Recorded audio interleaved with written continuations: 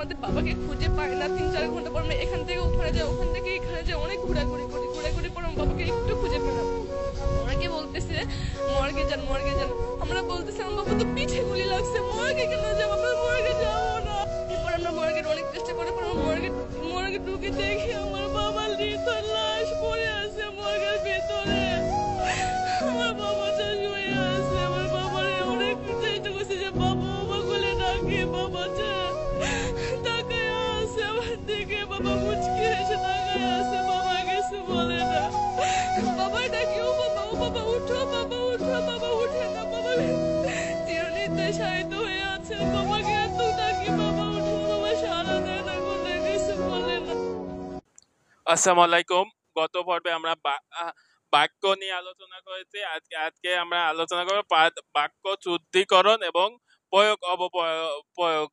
বাক্য কিভাবে বাক্য তার বাহুল্য দোষের কারণে বা প্রত্যয়জনিত কারণে বিভিন্ন কারণে বা কারক এবং পদক্রমর কারণে বাক্য ভুল হয়ে থাকে। এখানে লেখা আছে সবুজ শাড়ি পরা মেয়েটিকে আমি চিনি। এখানে অনেকে বলে শাড়ি পরা সবুজ মেয়েটিকে আমি চিনি, তো এখানে বাক্যে বাহুল্য দতে দুষ্ট হবে। আবার যদি বলা হয় পদ্মা মেঘনা যমুনা নদী থেকে দীর্ঘতম, এখানেও বাক্যে বাহুল্য দতে দুষ্ট হবে পদ্মা যমুনা এবং মেঘনা থেকে দীর্ঘতম।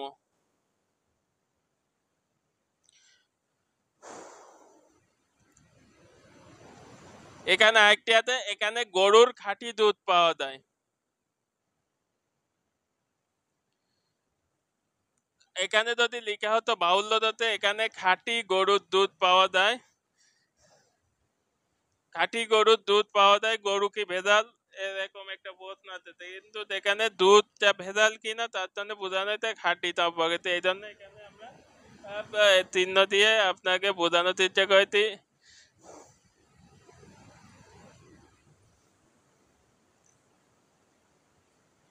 আবার বাক্য লেখার ক্ষেত্রে বাক্যে পুরুষ পুরুষ বিষয়টা খেয়াল রাখতে হবে। প্রথমে লিখতে হবে নাম পুরুষ, না প্রথমে উত্তম পুরুষ, তারপরে মধ্যম পুরুষ, তারপরে হচ্ছে নাম পুরুষ। উত্তম পুরুষ, পুরুষে একটা ক্লাস নিয়ে দরকার ছিল। উত্তম পুরুষ হচ্ছে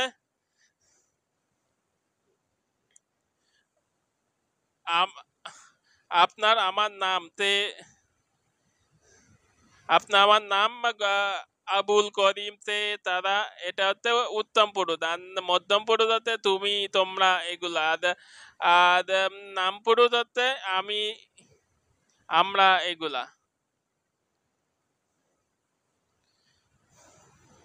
এখানে প্রস্তাব করিবেন, না করিলে 500 টাকা জরিমানা। এখানে যদি কমাটা না দিই তাহলে বাক্যটা দাঁড়াইতে এখানে প্রস্তাব করিবেন, না করিলে 500 টাকা জরিমানা, এরকমটা বাক্যটা দেয়। এখানে এটাও কমাজনিত ভুল। এ তারা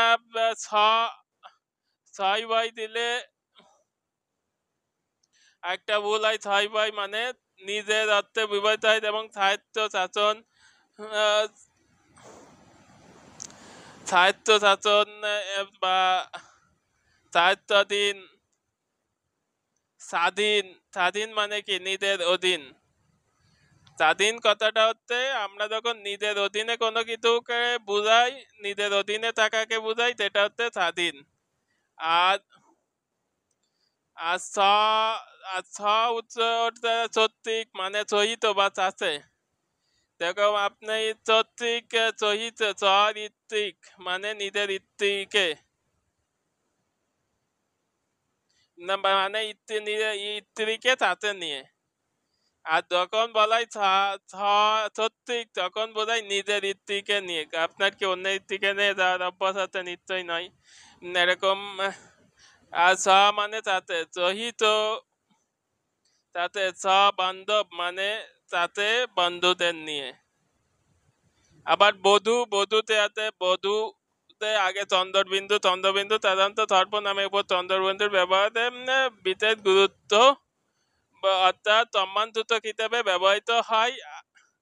আবার যদি বধূ দেখেন, বধূ তখন আপনি এমনি বা উপরে চন্দ্রবিন্দু দিচ্ছেন না, তখন তো এটাতে বউ। আবার বধূর উপর তখন চন্দ্রবিন্দু বিন্দু দিচ্ছেন, তখন তো এটা হয়ে যাচ্ছে বন্ধু, গার্লফ্রেন্ড বা বয়ফ্রেন্ড, এরকম একটা বিষয়।